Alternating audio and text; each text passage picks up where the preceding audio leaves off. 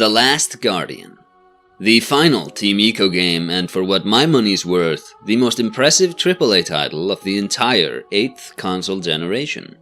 Often described as a merger of Ico and the Shadow of the Colossus, this visionary title is further removed from its contemporaries than the case was for both of its predecessors.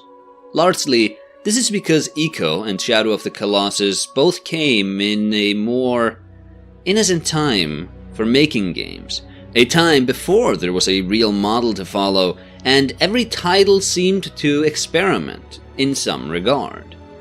And on that last note, The Last Guardian is separated from its contemporaries by an even deeper divide than its Team Ico predecessors. Ico and Shadow of the Colossus were both very unique, but they had in common with the games of their era that they were fundamentally experimental in nature, which makes a lot of sense because back in 2005 you did not really need to try that hard to invent a new mechanic or way to tell an interactive story. Additionally, budgets were low enough that small studios were competitive with big studios and both could maximize the output capabilities of consoles. But with each passing console generation, the gap in output capabilities of a 200-person team compared to a 20-person team continues to widen. Ico and Vice City are not obviously made by differently sized teams. Shovel Knight and Grand Theft Auto V are. In a way, The Last Guardian can be seen as the final page of its chapter in the history of video games. It was greenlit during the tail end of the 6th generation, and during its development the entire industry was remade, and there came to be a gap between experimental titles and big blockbuster titles. Today, if you want to see games take risks, you go to the indie scene. If you want to see a game deliver scope, you go to the AAAs. But 15 years ago, this was not the case. While the entire industry was remade internally during The Last Guardian's development, The Last Guardian itself was not. Well, it was in the sense that they moved it up a console, but I mean in that the game that released was still true to the vision its director, Fumito Ueda, had for it when he pitched it. That vision culminated in this game, and this game is in a very real sense the final connection we have to that more experimental time for the medium. So, like I said, this game in a very real sense is the last page of its chapter. Hello everyone, I'm AesirAesthetics, and this is my in-depth look at The Last Guardian. Obviously, I suggest playing the game beforehand. I know very few people actually put the videos down when they hear this disclaimer, but because this is a very special game, I feel it is extra warranted to disclaim it thusly. I'm picking up the thread from my previous Team Ico videos, so I'd recommend watching both before continuing with this one. If you've done that, or can't be bothered because rules are for nerds, and they are, then have a cup of coffee on hand as we take a look back at The Last Guardian. So, usually, when I make these videos, the development history section is mostly a formality. It's more answers to trivia questions than it is an integral part of understanding game design, so I try to use it to frame the title I'm discussing in a certain historical context. That said though, again, usually the development history is mostly a formality. This time, however, the topic could easily warrant an entire video of its own because The Last Guardian was famously stuck in development hell for 9 years. The story goes as follows. Team Ico releases Ico in 2001 to middling sales but extraordinary critical acclaim. Their second outing was Shadow of the Colossus in 2005, and that time sales and critics were on the same side. Shadow of the Colossus was a commercial success, which immediately became a staple entry of every greatest games of all time discussions. In the light of this, Sony, the publisher of both titles, might have felt confident they made the right move to double down on this team. Sure, Ico wasn't a household name, but a stronger marketing campaign and a more gamer-oriented design philosophy by Fumito Ueda ensured Shadow of the Colossus' success. And so, with this confidence in mind, having gambled on a creative vision and won, Sony let it keep rolling and issued another game from Team Ico. Like Ueda did before, the game was pitched with a conceptual trailer whose purpose it was to give Sony an idea for what he wanted to make, but also to keep the team anchored to a certain vision. If you don't code, it might surprise you how technical the development of video games is. Even if you think you know how much of a headache it sometimes is, you're still in for a shock.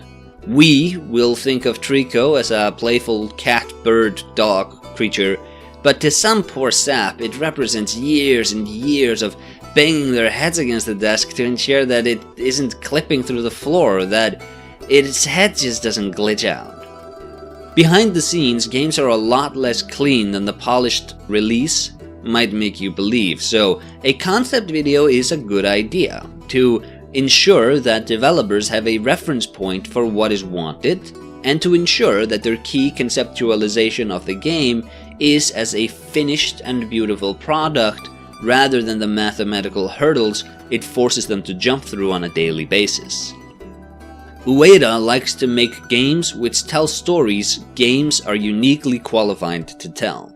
In Ico, he wanted the player to hold hands with an AI, which is where Yoshida came from. In Shadow of the Colossus, he wanted to tell the story of killing giant creatures, but he intended for the core emotional connection gamers walked away with to have been with Mono. So he was caught off guard somewhat when players dedicated the emotional bond conversation chiefly to Agro, the horse. Ueda had not anticipated that players would feel such a strong connection to a horse, but he took this idea and ran with it as the core concept of the follow-up. What if the game was explicitly about building a bond with a creature? Ueda drew from his childhood when designing Trico's behavior, having grown up in a house full of animals, and the team prioritized reality over appeal, reasoning that the bond will be stronger the truer the creature is. Furthermore, they deliberately dialed down the cuteness and decided on making Trico look unbalanced. So we have bird feet, we have a beak, we have cat ears, we have a lightning tail, we have wings, etc. And Trico's collision mass was slaved over to ensure that it felt realistic in its environments. It's better for Trico to be uncooperative due to its inability to snappily navigate environments than for it to perform unrealistic movements for the sake of streamlining the gameplay experience. That said, you want Trico to be somewhat dynamic in navigating the world, so it was made to be incredibly agile. In Shadow of the Colossus and in Ico, the developers created the inhabitants of the world before they finalized the level design. In The Last Guardian, this approach was, as mad as it sounds, reversed. Trico was changed to be better at navigating the world. If you play the game a few times, you'll notice that Trico has very clear scripts to follow in certain sections, but interestingly, very few of those scripted sections have it perform actions you cannot instruct it to. When the game hijacks Trico, it's usually making Trico perform actions you know it can perform. The logistics of this game makes me think each area has a script to let Trico know what to do to advance, and that our directions are filtered through this script. So, say the solution to an area requires Trico to stand up so that we can climb it to reach a lever. That area would direct Trico to stand up at that point if we direct Trico somewhat in that vicinity. Trico is clearly not as directed by the player as Yoshida was, and it seems to draw more from the Colossi. Those guys always read into our actions and moved themselves accordingly. When the game doesn't make Trico perform actions we know it can, the actions performed will be character-driven, like Trico catching us mid-fall or taking a playful bath. I'll talk more about this later, but this is partly done to make Trico feel realized, partly done as an adherence to the studio's philosophy of subtract design. Like I said though, more on this later, because in discussing the game's development history, we need to discuss development hell. So, strap in. Team Ico had finished Shadow of the Colossus in 2005, and after reading about players' love of aggro, Ueda got to work on his Bonding with an Animal game. In 2006, the PlayStation 3 released, and Team Ico's prospects for creation were expanded with its superior hardware. Ico, the game, had originally been moved from the PlayStation 1 to the PlayStation 2 because the former couldn't run the game Ueda had envisioned. And Shadow of the Colossus often brought the mighty PlayStation 2 to its knees, framerate-wise. Team Ico's games are technological feats as much as creative ones, and The Last Guardian, at its inception, was a much bigger technical feat than its predecessors. The game's working title was Project Trico. Remember how Shadow of the Colossus' development name was Nico, because Ni is Japanese for 2, and Nico was just Ni Ico or Ico 2? I'll take a wild guess where the name Trico came from. Anyways, by 2009 the game was completed enough for it to be shown off to the public, and the legendary E3 reveal trailer was released. This trailer was rendered on a PS3, but it was sped up to give players a better idea of what the game would actually look like. Or because the game ran like trash. Pick your explanation, both are probably true. Development of the game continued fairly quietly until 2011, when a playable vertical slice was released for the Game Developers Conference. This vertical slice reignited interest in the game, and it was around this point in development that Shuhei Yoshida, the president of SCE, feeling that development was going too slow, decided to bring in some internal heavyweights to help Team Ico deliver. See, Ueda had been somewhat ambitious with the original development time, since he assumed Ico and Shadow of the Colossus were good estimates for how long this game would take to make. Unfortunately, a high-end development team in 2005 was not the same as a high-end development team in 2011. And sure, Team Ico had grown, but it was still a small studio, and this was where Yoshida decided he could be of assistance. Core PlayStation studios, like Santa Monica Studios, were brought in to review the code Team Ico was working with and to clean it up to make the game actually playable. During this process, 2012 rolled around, and Sony set their eyes on releasing the PlayStation 4. Much like how it was with Ico on the PlayStation 1, an internal decision was made that it was a smarter investment to release the game on the newer console. Both because development might not have concluded before the new consoles came, leaving Sony with a game they could only sell on hardware they weren't pushing anymore, and because it meant a lot of the performance problems would simply disappear. Now, the exact details of the game's development are a bit hush-hush, so we're about to enter the speculation zone. I think Team Ico's job was finished around this point. The initial release date was set in the holiday of 2011.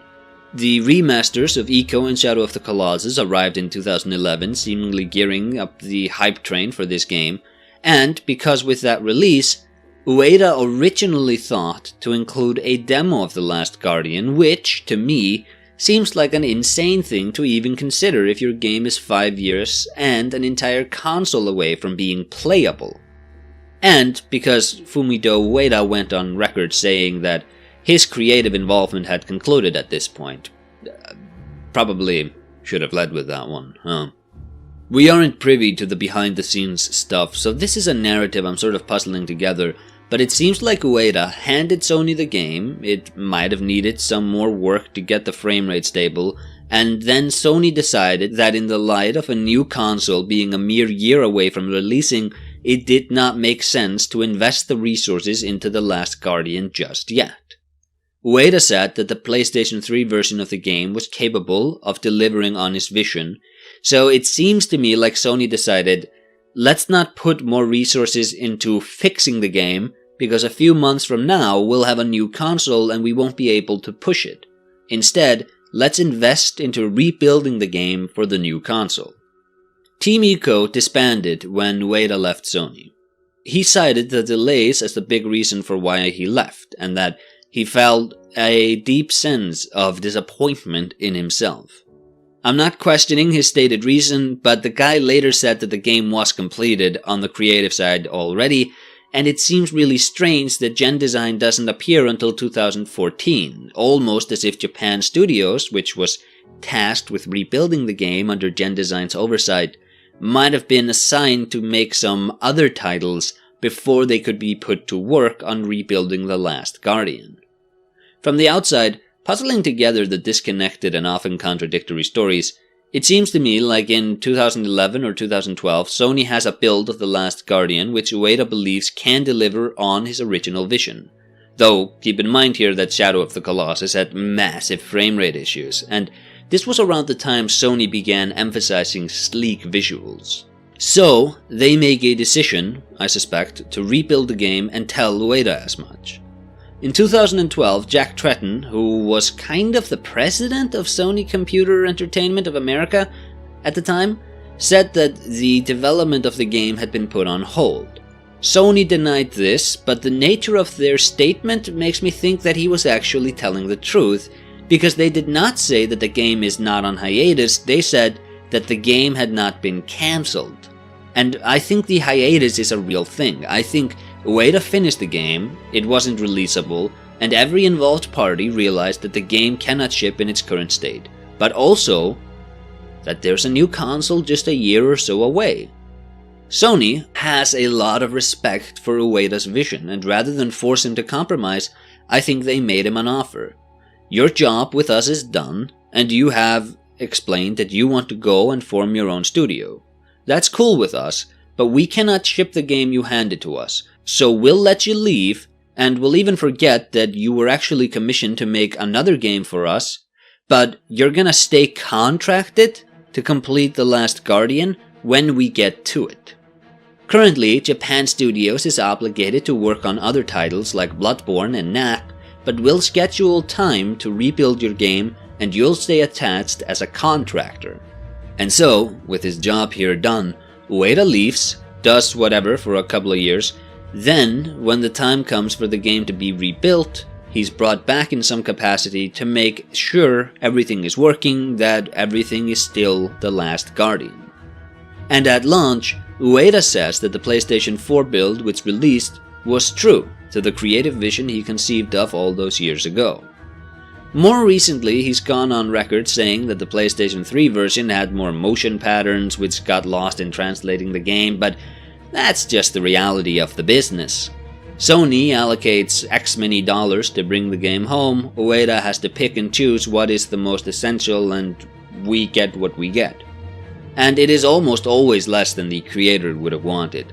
It's almost instinctual to shake one's fist at the soulless, paper-pushing bureaucrats who gutted the artist, but Sony isn't a charity, they can't operate without making money, every input must be thoroughly tested, and testing isn't free.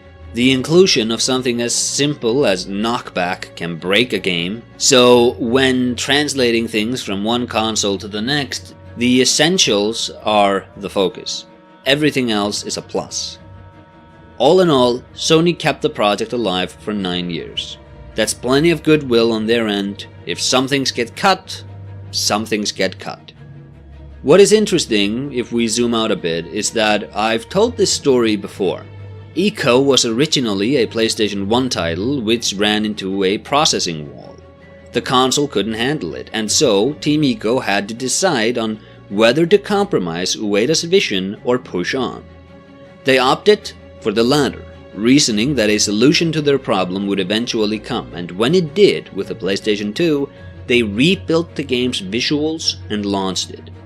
And as for The Last Guardian's cut content, the Shadow of the Colossus was originally pitched as an online game with 48 colossi. Then reality made itself known and Team Ico had to make changes. At the start, I noted that The Last Guardian is often regarded as a hybrid of Ico and Shadow of the Colossus, and I hope you now appreciate just how true this is. It borrows from both down to their development histories. So, why? Was the game stuck in development hell for 9 years? Long answer, what I just went over. Short answer, same reason Ico took 4 years to make. Technology could not deliver on the creative vision, so the industry had to catch up, and once it had, the game needed to adjust itself to a new reality. Development hell usually kills games. The unfocusing of direction which the hectic development schedules bring, the rotating roster of people assigned to the game makes things internally unfocused. Codes need constant rewriting because new mechanics are pitched to keep the game competitive in its genre. The Last Guardian is not only not a catastrophic disaster, it's one of my favorite games of all time. It's one of the best games of all time. And just quickly before we start picking the game's internals apart to see the hows and whys of its makeup, I want to talk about the main reason for why I think the game survived. There are many factors, like Sony being genuinely devoted to the title, Team Ico having a lot of creative control, and the game existing without a lot of competitors, which makes producers think, you gotta add this mechanic because other games have it. But above everything else, I think it's the creative vision of Fumito Ueda and the methodology he employs. Ueda was once asked to talk about whether the Shadow of the Colossus was deliberately conveying a Taoist message. And his response was that he does not use the game to tell his story, rather, he tells the story which the game's development naturally produces. There is a certain harmony which comes into being around certain mechanics and how they feel to engage with, and that harmony is what matters. Engaging with the how the player comes to experience the story, and how the player feels when they interact with the mechanics is what the story should be about. Development hell doesn't break the game because the story doesn't require every component micromanaged to hold up. You can put it on hold for years, break it into pieces, have the team partially rebuild it, and still have it work because it's not about the tiny little screws. So long as the story has the player build a bond with a creature, it works.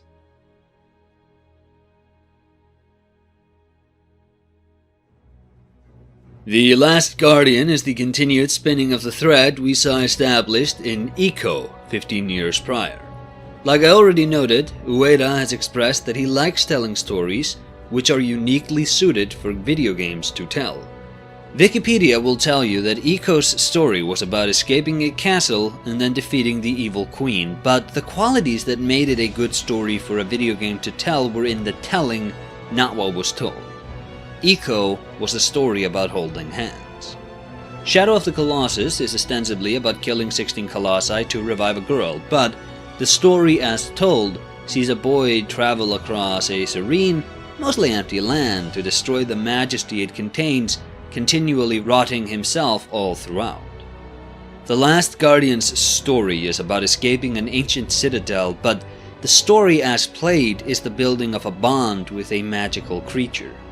It is often described as a merger of both preceding games, but it's actually an inverse merger in that, yes, you are navigating an ancient and mostly empty world with an AI partner like in Ico, and yes, you are engaging with a gigantic creature like in Shadow of the Colossus, but unlike Ico, you are the fragile one who needs to be protected, and unlike Shadow of the Colossus, your relationship with a gigantic creature is one of companionship. The Last Guardian is like Ico if Ico's Ico was a Colossus and you played as Yoshida. And incidentally, the boy's tattoos, which he gets more of as the game proceeds, look a lot like the tattoos Yoshida had in an early version of Ico. Ueda reasoned for Shadow of the Colossus that the Colossi were inverted Zelda dungeons. The idea there is that in Zelda you get keys to advance through the dungeon. In Shadow of the Colossus, you trick the Colossi into exposing some part of themselves, and you advance through their physiology by engaging with them. You lure them into certain behaviors, and then you can get closer and closer to their weak spot. What separates Trico from the Colossi is that it's way more expressive than any individual one because it has to solve more puzzles. The game begins with the menu image becoming animated. A metal disc sits buried in the dirt and a human form approaches it, which is when the title screen appears and transitions into a slideshow of some antiquated research illustrations which begin reasonable enough but eventually start showing off fantastical creatures, culminating in the last image, which is of a Trico creature, which I'll be referring to as griffins going forwards. The game is framed as a tale told by its protagonist years later, when he has become a grown man. After the research illustrations, we watch a black screen filled with strange symbols, a bit reminiscent of Yorda's subtitle language, which is when we have to get involved. The screen will remain the same until we start pressing buttons which make the symbols gradually disappear. The story begins in medias res with the protagonist, the boy, who will hereafter be referred to as the boy, waking up near a seemingly dried up well in a cave structure. There will be time later on in the game for exploring how exactly the boy and Trico wound up where they are, and while that segment of story could have been made into a playable tutorial, considering the game's core aspiration, considering it's about building a bond with a non-human creature, starting the game where that bond begins being made, I feel is better. It's breaking Team Ico tradition, where previous games both start by showcasing the player's entry into the game world, but the manner of entrance this time around casts Trico in a very negative light, so saving that moment until after the player has built a bond with it means there's no baggage carried into the tutorial. The boy is not cognizant of how he came to be here or what Trico's role in his delivery was, so he has no animosity to it, meaning his friendliness to Trico makes sense. And to get the player into that headspace, I think it was very wise to save the beginning of the story until later. A part of the opening which does not break from Team Ico tradition is its economic and makes sense philosophy to tutorials. Economic in the sense of brevity of interactions taught at a rapid-fire rate. The narrator explains that he has no idea how he got to the cave or why he was covered in the strange markings, which will increase as the adventure continues. Resting next to him is Trico, wearing a broken mask with scorched wings chained to the ground. Trico is very defensive at this point, so there's no use in approaching it, but we can remove a spear from its leg, which will result in Trico kicking the boy into unconsciousness. We now know how to pull out spears. When the boy reawakens, the scene remains more or less the same, except this time around, the goal is to find for Trico something to eat. There are 3 barrels in the opening area, which the player can deliver to Trico, and once the boy has fed Trico, Trico drops its guard enough for the boy to come close to it. Obtaining the barrels teaches the player to climb, crawl, pull a lever, pick up items, drop or throw them, and most importantly, interact with Trico.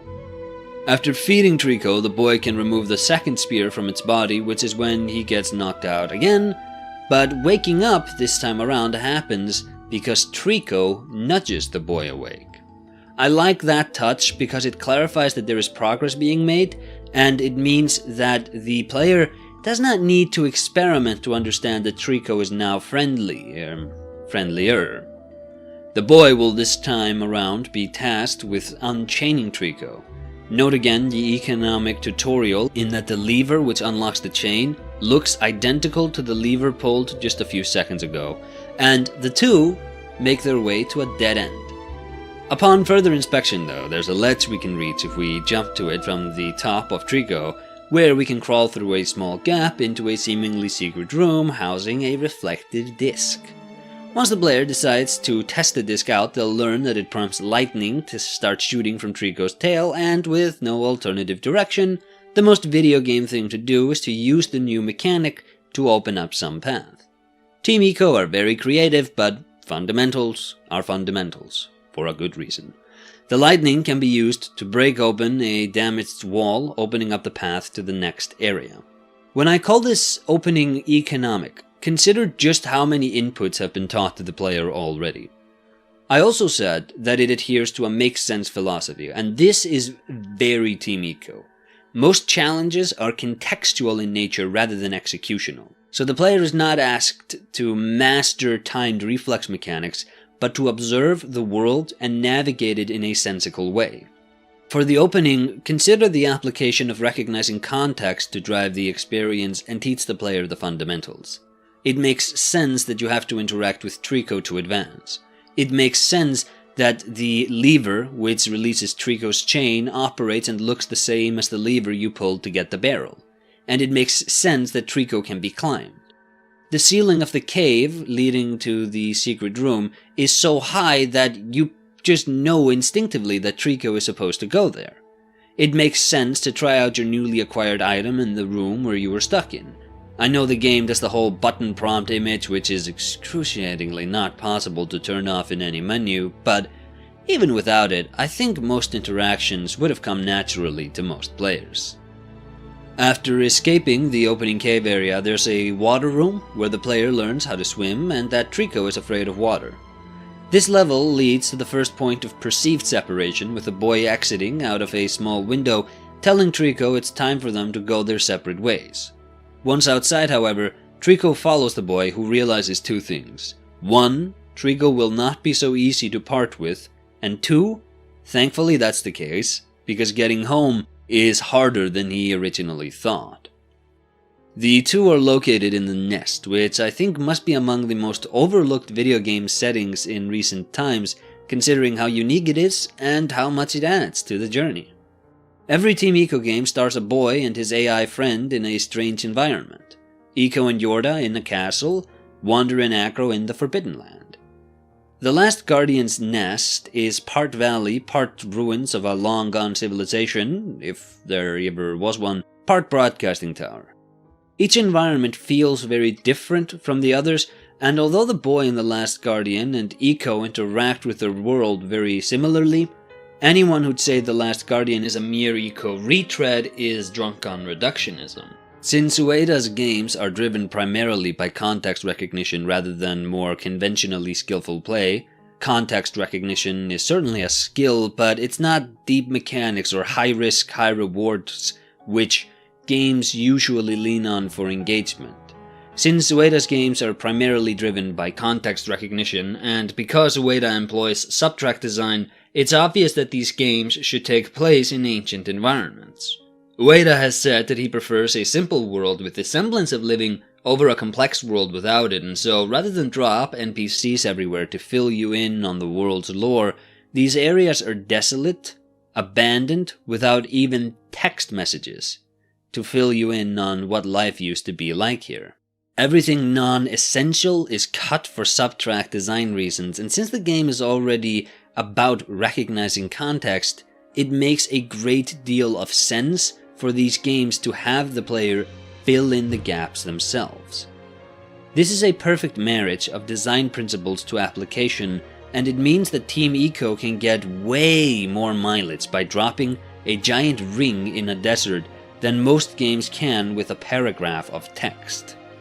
When you apply your context recognition skills to solve a puzzle, you also begin to recognize a humanity to these levels. And there's one more layer to add in appreciating Team Ico's approach to world design.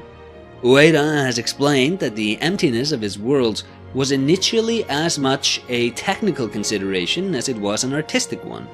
Every character you drop in the game world is eating up processing power which could have otherwise gone somewhere else, and Ueda also dislikes NPCs who exist as info dumps. He finds that when characters repeat the same dialogue over and over again, the world starts to feel like it's artificial. Of course, when you put these games under the microscope, you'll realize that they are very artificial in that they just magically happen to be designed to make the most of how the player will come to navigate them. So, Ico's castle has a lot of puzzles requiring 2 characters to solve, and it has a lot of climbing. Shadow of the Colossus had vast vistas for Wander to ride aggro through, and the Colossi just happened to be scalable by Wander. This is not a criticism, just stating the obvious. The how of how the player navigates the world defines the what of what should the world play like. And for The Last Guardian, the answer is basically somewhat a marriage of Ico's platforming and Shadow of the Colossus' luring. The world needs to make sense for human beings to inhabit, but it must also be navigatable by a giant catbird dog creature. And furthermore, the natural level geometry has to communicate what Trico can and cannot climb or jump. This means that cliffs are taller than in your average game. It means interiors are much bigger. It means gaps across areas are wider, and I think it really works here. The technological constraints of the PlayStation 1, which Ico was originally designed for, meant that Team Ico's aesthetics was originally born out of needing to look good in bad draw distance. And even after Ico switched to the PlayStation 2, this aesthetic was maintained, and ever since, their games have had a bit of a washed out thing going on. Mix that with bloom lighting and soft wind effects of fabric, fur, feathers, and plants, and you have scenes which I feel are a bit otherworldly. Like realistic, but just with a little hint of fantasy I can't quite place. And the unnatural size of interiors and exteriors here feed very naturally to that ambience. You know that this is a special place intuitively because no one builds rooms this large. It's clearly man-made, but it's not human, if that makes sense. There's an uncanniness to it, an otherworldliness, like being in a very believable dream. And I mean, in this case, we kind of are. We are playing through a story as it's being told years after the fact, and if ever things feel artificial, you could headcanon that the boys' nostalgia might be making things a bit more fantastic than they really were. The core concept Ueda had at the start was to tell a story about a human being bonding with a creature, and at the core of almost every interaction in this adventure, the boy and Trico learn to appreciate each other's strengths and will learn to rely on the other to overcome their own shortcomings. Trico is afraid of the glass eyes which are strewn around the nest, probably to ward off the griffins, but the boy can navigate the world and destroy those so that Trico can advance. The boy cannot fight, but Trico destroys everything he touches except the other griffins. The relationship built throughout the adventure is the central point of the game, and the dependency each has for the other is usually a core component to the answer to every puzzle faced. And the game isn't afraid of leveraging this bond you have with Trico to underscore the severity of dramatic moments, even if it means making Trico dangerous to you. Like I said earlier, the game's story opened in medias res, likely so that the player would not bring any lasting hostility to their first interaction with Trico. But once the player enters a weird cage transceiver room, Trico becomes hostile and will swallow the boy whole. This happens twice throughout the game, and in both instances, we get to see glimpses of how the boy came to the nest. In its entirety, the story goes that Trico, while still armored and under its master's control, flew to the boy's village during night and kidnapped him. Trico got discovered, but flew away before a larger scuffle began. The changing from night to day back to night during Trico's flight tells us that it takes some time. The nest is clearly far away from the boy's village, and just when Trico was finally reaching it, Trico got zapped by lightning. This destroyed its wings, and the master seems to have sent a message to the armors to pick Trico up and deliver it to the well, where it eventually vomited the boy back up. The master of the valley occupies the large tower, which happens to be the most pronounced visual element of the game world, because nuts, it's the final area of the game, and it sends the griffin creatures to kidnap children to feed itself. After the first time Trico has been made aggro and eaten the boy, the reflective disc will be gone, but Trico will have calmed down, and the two can continue their journey. We eventually catch a glimpse of another griffin in the area where Trico shows it has overcome its fear of water. Incidentally, it was that scene where I first realized one major difference between The Last Guardian and Ico and Shadow of the Colossus, even though this had happened before, like when Trico kicked the boy unconscious or when it jumped over the wall. Simply put, there are way more scripted moments here than in previous games. And I mean scripted not in the sense that you have a puzzle with one solution and that means it's scripted, but scripted in the sense that there are more scenes where the director intervenes to make something happen which was outside of the core gameplay. But these moments don't feel intrusive or even artificial because they are usually Trico moments. It's one thing for the game to funnel you down a corridor with NPCs screaming a scripted engagement at you, or riding a horse while characters exhaust dialogue at each other. But when Trico decides to jump after you in the opening, that feels like a Trico moment, rather than the game trying to glue a story around its gameplay. When Trico decides to take a bath, it doesn't make the game story bond feel strained, it makes Trico feel like it's a living creature with its own desires, which is capable of interacting with its environments. Later, when Trico sees the boy in danger and ignores its own instinctual fear of the glass eyes to save him, it's a moment which underscores Trico as a believable creature rather than a game mechanic. Sure, there are way more conventional video game storytelling techniques employed in The Last Guardian than in Ico, or Shadow of the Colossus, but they are additions rather than replacements to how Team Ico did things. Remember how in Shadow of the Colossus they put a giant pillar dangling over Mono just so that they didn't have to lock the player out of jumping in the shrine because some players would jump on top of Mono and ruin the scene? That stuff is still very much in The Last Guardian. Crass example, but did you ever notice how Trico's genital area is completely shaved? That's so that you don't dangle from there and make Trico's and the boy's relationship weird. Here's a game design trick. Players rarely question what they cannot do. Invisible walls are problematic because they intrude on the regular gameplay. Visible walls, however, like the pillar dangling over Mono, like Trico's shaved unclimbable crotch, not only explain why you can't occupy a certain space, they can also deter the player asking the question in the first place.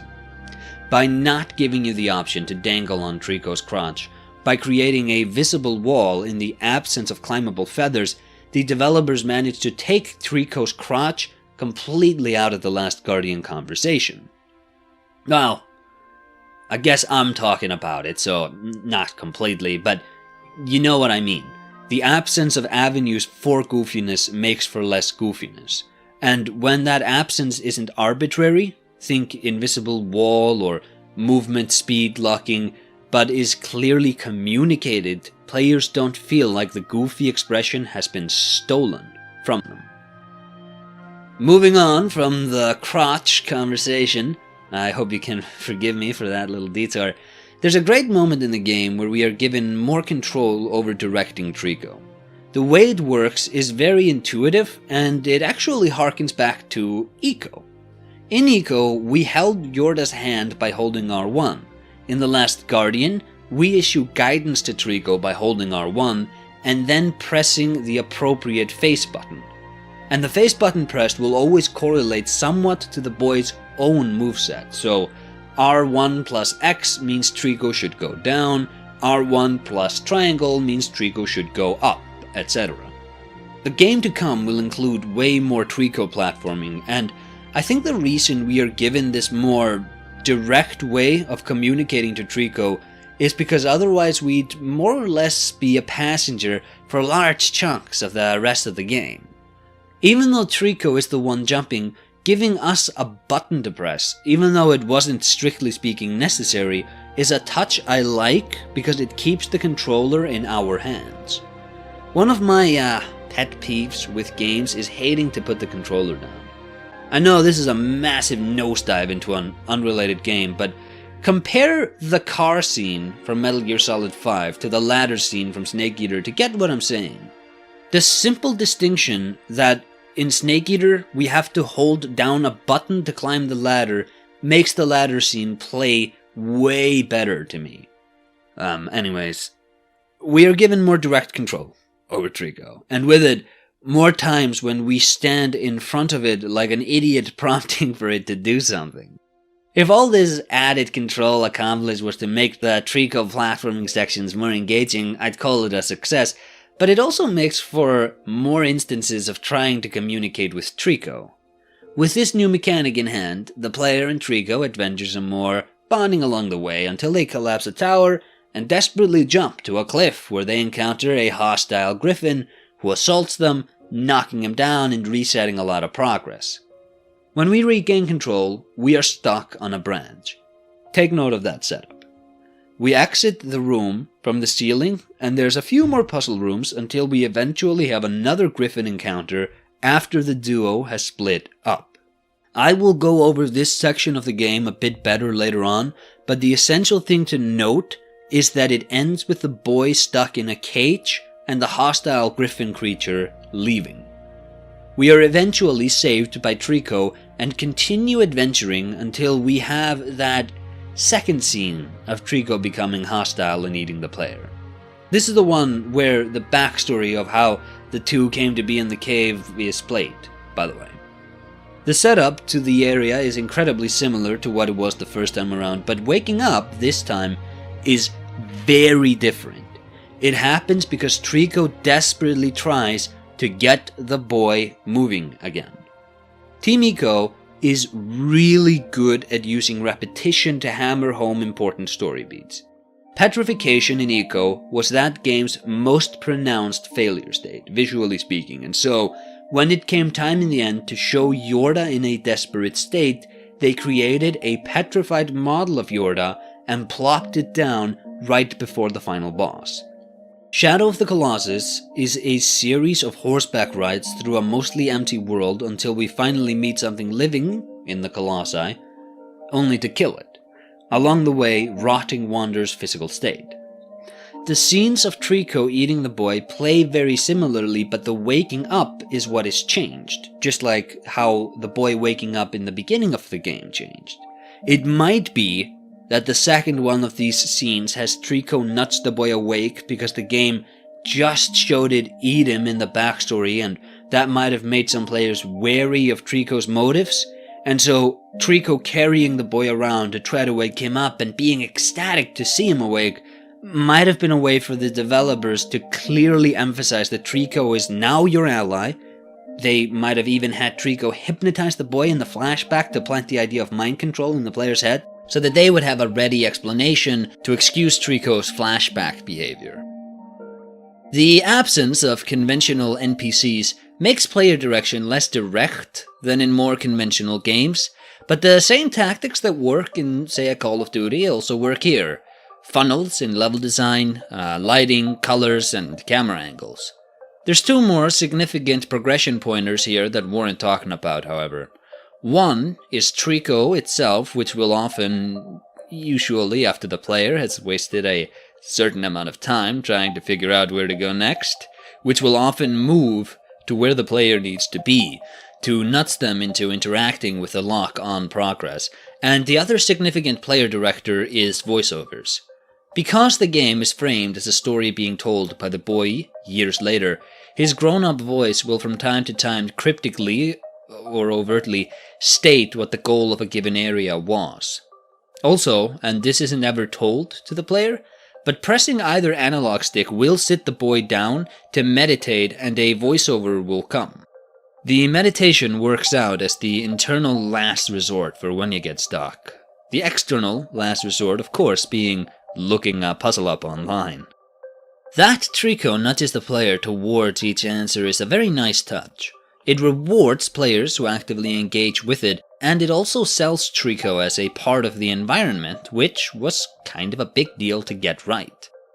Ueda's minimalist approach means elements which get included usually do a lot more heavy lifting than individual elements in other games, and things like the lightning tail, reflective disc, climbing, and the unique movements like when Trico's tail falls between the cracks in the floors for us to climb up, or when Trico decided to take a bath, not only serve their primary purposes, but are all also examples of the game merging its characters better with the environments. Another way this is accomplished is by guiding Trico, because it's just that, guiding. Trico is not a car you can drive however you want. You can interact with it, but it's coded to appear as if it has a mind of its own. You can tell it where to go, but there's a bit of a language barrier here, so it's not always reliably going to do what you want it to do. I don't know how much of that is intentional and how much is the AI being dumb, just not being able to read the player's input correctly, but I think the balance totally works. It doesn't feel to me like the game is bad at reading directions, even though under the hood that might be the case sometimes. To me, it just feels like Trico is a giant animal, which doesn't understand human direction perfectly. But boy does it try, and wow, that makes it very endearing. In my Shadow of the Colossus video, I spent some time praising that game's grip system's ability to make the simple act of hanging on a Colossus engaging, and I want to say that removing that system for The Last Guardian makes a lot of sense. Riding Trico should not be stressful, you're supposed to bond with it, and a hectic grip situation would get in the way of that. Like how combat in Ico is not fun because it's not meant to be a contained activity. At no point in the combat there should you have been thinking about enjoying yourself. The combat was there to make you want to protect Yorda. Combat in The Last Guardian has a similar tune to it. It's about appreciating Trico. The player has no means of fighting the armors. If one catches the boy, we need to button mash to make the symbols get off the screen, and after we've done it enough, we'll regain control of the boy. This is not really an execution challenge, because it is so very easy to escape from their grasp. It's more of a tax on your time in case you misplayed. In my Shadow of the Colossus video, I referred to soft progress, and I described it as falling from a Colossus, whereas hard progress would have been something like dying and having to restart the fight. And this is a lot like that. It's a penalty, but it's not really serious, a setback as opposed to a reset. The game's combat encounters are usually scripted as the boy is separated from Trico, then he is dropped into danger. The challenge is to open up a door which blocks Trico out. Once open, Trico destroys the enemy. The player then assigns a sense of relief to having Trico around, and now they want to have Trico around. Combat is here to make you appreciate Trico. It's not a contained activity. There are other ways the game subtly assigns relief and or comfort to Trico's presence, like how if you're falling, landing on Trico will always break all fall damage regardless of the height you fell from, or how in dark areas, Trico's eyes act as torches lighting the path forwards. This stuff is relatively understated, but I think it really tethers Trico to navigating the environment in a positive way, considering the game's core aspiration. Earlier I noted I'd be talking about subtract design some more. I've gone over this twice before in my previous Team Ico videos, so short version, elements are removed when they are not essential to, or when they throw out the natural balance of, the core experience. Ueda once compared this design philosophy to the pruning of trees. It simply is not true that more means better, but subtract design without a vision is a radical alternative which is no guarantee for quality. It says a lot about the creator utilizing this philosophy, what he does and does not keep in the game, and there's a delicate balance to be walked here. Every lever looking the same seems innocent enough, but there's always a danger of a game becoming too stripped out. Why have unique looking houses if every house serves the same role? Why have unique looking enemies if they are all pretty much the same? And once you strip a work of its unique elements, even if they are purely aesthetic, things can begin to signal artificiality, and it seems like the way Team Ico has historically overcome this pitfall is with a combination of strong vision, so that every element which stays contributes something of value, and by embracing repetition. Combat in Ico was very unexpressive, very repetitive, but it was about protecting Yorda. I've said this 1,000 times, but if the combat was engaging as a contained activity, it would have hampered the game's ability to make you want to protect her. Likewise, Shadow of the Colossus is radically repetitive, pacing-wise, so Team Ico sneaks in storytelling by having Wander's physical state degrade as he kills more and more colossi. And with each colossi slain, you begin to question what you are doing more and more. Elements which you cannot eradicate can be overcome by embracing them, which is why it's interesting that The Last Guardian is not as repetitive as Ico and Shadow of the Colossus were. Remember how the colossi sprayed black blood when stabbed and then in the end, Wander did the same? That's my favorite moment of that game because it's such a powerful play on repetition. No words are needed to explain what's happening, you've seen it at least 16 times before. The Last Guardian certainly has moments of repetition to hammer home characterization, like how Trico will always be afraid of the eyes, but will eventually be able to overcome this fear to save the boy. But compared to Ico and Shadow of the Colossus, these moments are the exception rather than the baseline experience, because subtract design, though eminently present, isn't quite as pronounced. The Last Guardian has way more dynamism in its storytelling. In Ico, the interactions with Yorda amounted to holding her hand. In Shadow of the Colossus, the interactions with the colossi were to stab, shoot, climb, and lure.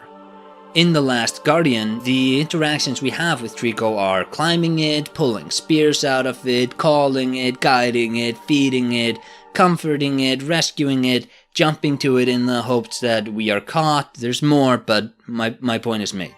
The Last Guardian blows its predecessors away with the expressive range of its AI-player relationship.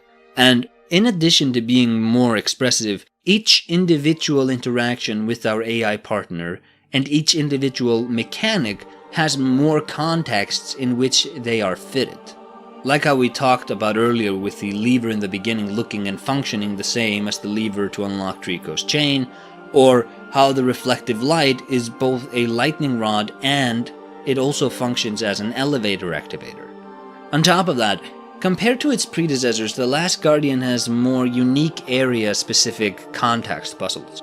Like how in the water cave you need to get Trico to jump into the water so that the waves will carry you up to the lever. Or how there's one moment in the game where you need to have Trico step on a seesaw to catapult you upwards. In this sense, it seems like subtract design had to take the back seat in order for Trico to feel like a real living animal. It'd probably feel wrong for it to only have 5 interactions or so with the world, so there's more to it. It does make Trico more believable, but I feel it also cripples the game in a sense. Because of the more expanded dynamism and more varied context puzzles, there are simply more times where you just get stuck because the game isn't communicating the intent of an area properly. It's not a question of better or worse though. If Trico was made less dynamic so that the puzzles read clearer, I might be writing this section about how Trico feels gamey at points because its interactions with the environments are always the same. The game has way more tools in its utility belt, but for it, it's not as straightforward which one is the right one to use at any given moment. It's more expressive than Ico and Shadow of the Colossus, but less focused. The Last Guardian's pacing is clearly a continuation of Ico's rather than Shadow of the Colossus's. That game was mellow and ambient dips which lead to bombastic climactic fights. Ico and The Last Guardian don't really have any big pronounced moments until the end. At least, if you graphed each game's pacing out, the Shadow of the Colossus looks like this, and Ico and The Last Guardian look something like this. Each game is paced out to best tell its story. This isn't a pacing critique, but Ico and Shadow of the Colossus both had dips in a way The Last Guardian really doesn't. Ico has the save benches, Shadow of the Colossus has the saving after each colossi has been killed, followed by the low-intensity horse riding sections. Those pacing dips always map on to when the player would save the game. Like, it maps so cleanly that I think the stories were written around the save points being dips rather than the other way around. The Last Guardian has completely jettisoned manual save points in favor of autosaving, which means the game never enters quite the lull its predecessors did. For the record, I think the story being told is very well suited to the kind of game this is. I'm not saying that the following is a flaw, it's just something I always observe when I play the game. I feel that the absence of these dips makes it hard to put the game down in a satisfying manner. And it makes it hard to pick it up again because I always enter in the middle of some puzzle and have to spend a bit of time wrapping my head around what I did last time. Maybe the reason for the in medias res opening was so that every time you enter the world you're kind of in the middle of things. I don't know about that though. You guys know me, I love my convoluted save mechanics. I wasn't gonna not bring this up. It's not a glaring flaw, it's not immersion breaking, it's probably just one of those things I care too much about.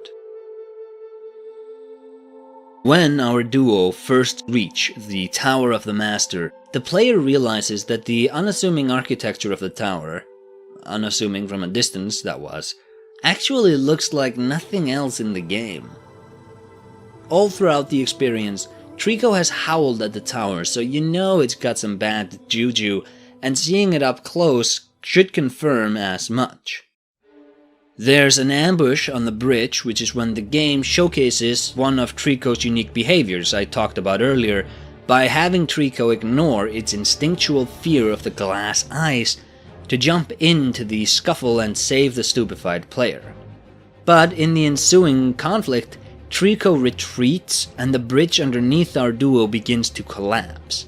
This moment isn't the biggest in the world or anything, and I might be reading a bit into it, but in Ico, the third act starts when Ico and Yoshida are separated on a bridge. In Shadow of the Colossus, the third act is also started on a bridge, and like Ico and Yoshida, Wander and Acro got separated. Here, the third act also starts on a bridge, collapsing like in Shadow of the Colossus, but we see another Team Ico staple inversing in that Trico actually breaks the rules of the game to ensure that the duo are not separated. I don't know if this was consciously placed here or not, but in the grand scheme of the Team Ico games, I thought it warranted noting. The ensuing fall is less of an issue at this point in the game than it was previously because Trico has regained some flying ability and is able to reach a nearby tower. From there we begin a brief platforming sequence which culminates in a fight between Trico and another griffin. All I want to say about that fight right now is that I like how it handles conflict with our heroes not being the instigators and not ultimately killing the hostile griffin, but rather managing to break its helmet and free it from mind control. After the fight, Trico is badly hurt and the player has to comfort it. Right after we've fed Trico enough food for it to partially recover, Trico vomits up the reflective disc, which we'll use to advance. This leads us to an extended platforming sequence culminating in the second arrival to the White Tower. This time, the duo manages to get in, the boy meets and subdues the Master of the Valley, the path to the tower's top is cleared, and the game winds down drastically for a minute to allow you to sit in peace with Trico on the roof, love the sun here by the way, and just relax. There's no goal ahead at this point, there's just a bit of quiet time where we can reflect on the adventure so far.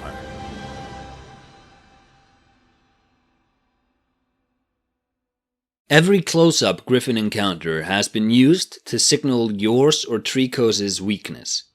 Trico's wings were fried by a lightning, stripped of flight as it is. Trico is simply a weaker unit than its contemporaries, because there's an asymmetry in their capacity for environmental navigation. Knowing that the other Griffins can fly and that Trico cannot, automatically tells you that Trico is lower on the totem pole. And every encounter with the Griffins hammers as much home. It begins with you and Trico being knocked off the cliff earlier. It resurfaces when you are separated from Trico and have to distance yourself from a hostile Griffin. An encounter I particularly like because the Griffin borrows heavily from Trico's moveset, which you are intimately familiar with, except it's reframed as hostile. I seriously can't stress how clever I think this is. All throughout the game, we've been learning how Trico behaves, and when the game gives us a section where we have to run away from a hostile griffin, the game can do so with full knowledge that we know what to expect. It's so conceptually simplistic, but so very, very economic, and it allows for so much expression on the hostile griffin's side. Anyways, that entire encounter is also used to make you feel weak, and it concludes not with physical victory, where you trick the griffin into accidentally walking into a gate which you close on it, Luke Skywalker style, but with it leaving and you sitting helpless in a cage until you figure to call out to Trico. And Trico's fight against the griffin is also used to signal Trico's weakness. They tumble down a tower and you chase them. All throughout the fight, Trico is shown to be on the back end, and when the fight concludes, it's because you broke the master's control over the hostile griffin. You did not actually defeat the griffin itself. This is why, when the master of the valley sends out the signal to the griffins to intrude on the moment you shared with Trico, you know that things are serious. You've never had to face more than one at a time, and now there's a herd hostile to you and Trico, and in a very brutal, very animalistic manner, they begin to encircle Trico and tear it apart. During the scuffle, the boy is noticed and knocked around so that he drops the reflective disc, and ultimately gets thrown off the tower where he grabs onto a flying griffin. Good thing the game already sets up that you don't take fall damage if you land on a griffin creature, because otherwise there'd be nitpickers. Anyway, the boy grabs onto a griffin, takes a right for a little while, until he is eventually returned to the top of the tower, where he sees the end of Trico's tail ripped clean off. Our first encounter with the Master of the Valley was unlike any other part of the game. Before reaching the top of its tower, the boy had to turn off a giant fan which allowed for Trico to reach further up, and the way the boy was able to turn off the fan was by climbing to its control panel after subduing the Master itself. And to do that, the reflective disc was needed. It's interesting to compare and contrast the main villains in Team Ico's games, because they all operate very differently. We have an evil magical queen who wishes to live forever, a morally dubious deity with the power to grant life, which wishes to be freed, and now some sort of strange computer god. At least the environment to me says computer. The Master itself is an orb-shaped entity which responds negatively to being hit by light. Once hit for too long, it will send a barrage of psychic word attacks to defend itself, and defeating the Master was the hardest puzzle for me when I first played the game. Once hit by the light, the Master shrinks, allowing for the boy to climb its cage? What I didn't register is that you're supposed to only shrink it some. If you do it for too long, it will just grow back too quickly for the boy to climb the cage. The environment preceding the Master signals sacrifice to me, and we get a confirmation of just that when the griffins arrive, dropping off the children they kidnapped. Like the Queen in Ico, like Dormin in Shadow of the Colossus, the origin of the Master isn't revealed, if there was even one written, and we get to know it mainly through its actions. We know that every hostile entity in the game responds to the Master. We know that, seemingly, the Master has taken over the entire valley, creating an ecosystem solely to keep itself alive. I like the contrast with the other Team Ico villains because each one functions and feels very distinct. After the boy has returned to the tower and Trico's tail has been ripped off, he can find the reflective disc and confront the Master again after sending the torn part of Trico's tail to the Master's room. With the tail there, the boy can now summon lightning to destroy the Master, resulting in a wave of psychic symbols assaulting the boy and knocking the player's control dead. In the destruction, the Griffin's mind control is lifted, and they start to leave, many collapsing from the tower and others still falling mid-flight. That the tower itself begins to collapse around this point might actually suggest that the Master did not take it over, but was here from the start, and that it is what kept the entire citadel together. Ueda has been asked about destruction in his games, and he says that destruction brings a sense of closure to a work. We see in the end of Ico that once the queen has been defeated, the castle collapses. In Shadow of the Colossus, Emon and his men escape the Forbidden Land as the bridge entrance collapses. And Ueda has also said that he feels a story has to not only bring the player into its world, it has to return them back at adventure's end. So, Trico, battered to hell, picks the boy up and takes flight to deliver him back home.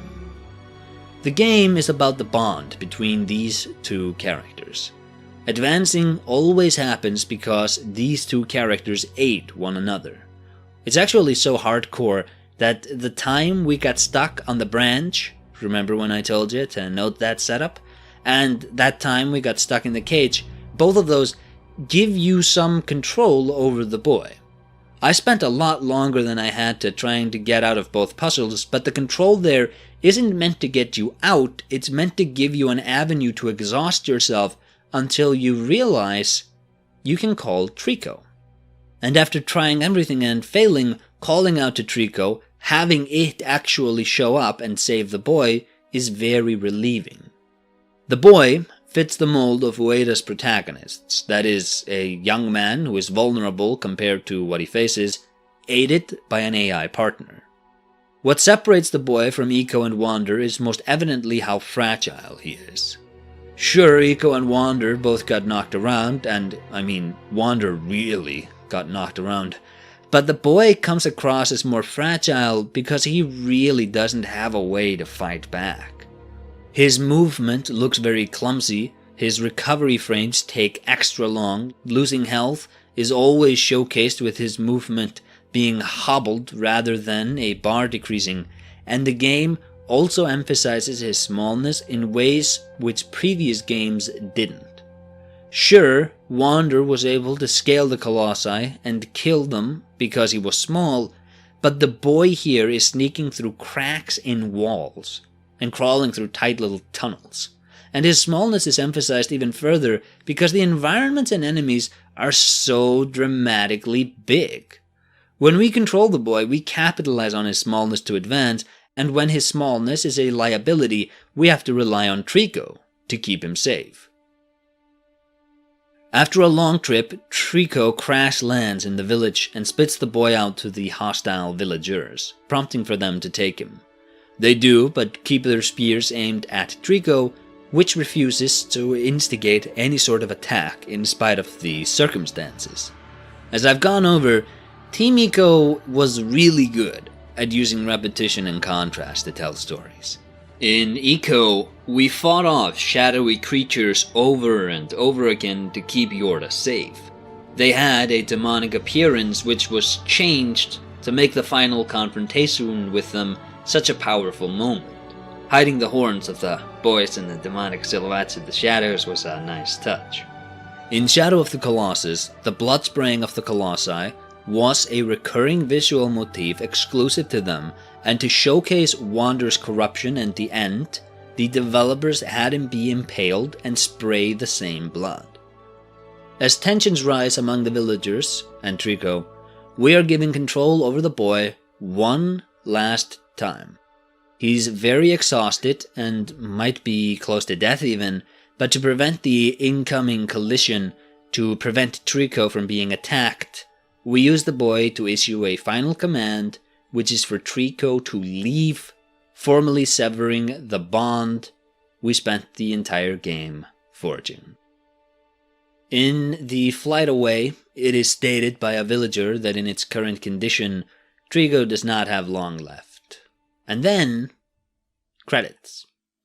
The post-credit scene shows children discovering the reflective disc buried in the ground, and the boy, now man, picking it up and pointing it to the sky, sending a signal which travels to the nest.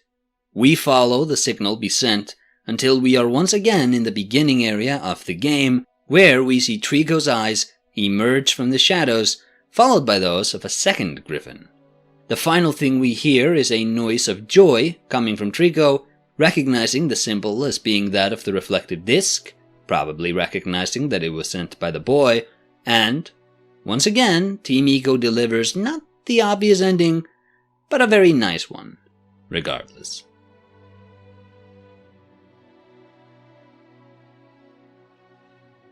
I believe that The Last Guardian is the final game of its era. It was pitched in the absolute tail end of the most innovative time in AAA gaming, and it remained faithful to its creator's vision throughout the 9-year development process. The entire industry changed, and the popular consensus on what a video game was did as well, but The Last Guardian didn't. It's still a visionary title that does an amazing job of delivering on its core aspiration, both in the abstract and compared to its predecessors. Ico was about holding hands with Yoshida. Shadow of the Colossus was about retuning players' expectations of boss battles, and everything in both titles connected back to those ideas. Likewise, everything in The Last Guardian connects to bonding with Trico. You destroy the eye symbols because they scare Trico. You open up doors so that Trico can enter rooms. You run away from enemies because you cannot kill them. Trico can, and so combat is inherently about being united with Trico. Please rewatch the video if you need any further examples. This is an incredibly focused game, and above everything else, what makes it beautiful is that the core narrative goal, as it was for Ico, as it was for Shadow of the Colossus, is achieved with gameplay. Yeah, cutscenes are there to give context for actions, but the story happens as you play the game. It's a rare game in that you can literally skip every cutscene and still understand what the point is. I think this devotion to gameplay is truly admirable and is what I love seeing games strive for. And I find it to be commendable that development hell didn't ruin the game. It made it into a kind of time capsule, and I think going forwards, gamers can do a lot worse than to take a look back at The Last Guardian. Thanks for watching. And stick around on the channel because this June, I'll be releasing a playable demo of my game. Last April I started making it, and I'll have it ready for release hopefully at month's end. Free to play, of course, and I encourage everyone to check it out. In fact, the feedback I get will be instrumental in deciding how to best assemble all of the dispersed chunks I've created so far, so I'd really appreciate it if people could give it a look. I've got a sort of a tunnel vision thing going on where I'm not sure what is and is not intuitive anymore, and getting more eyes on the game to tell me what's good and what sucks will be really helpful. So yeah, I'm still operating the channel on my bi-monthly schedule where I swap between doing YouTube videos and developing my game.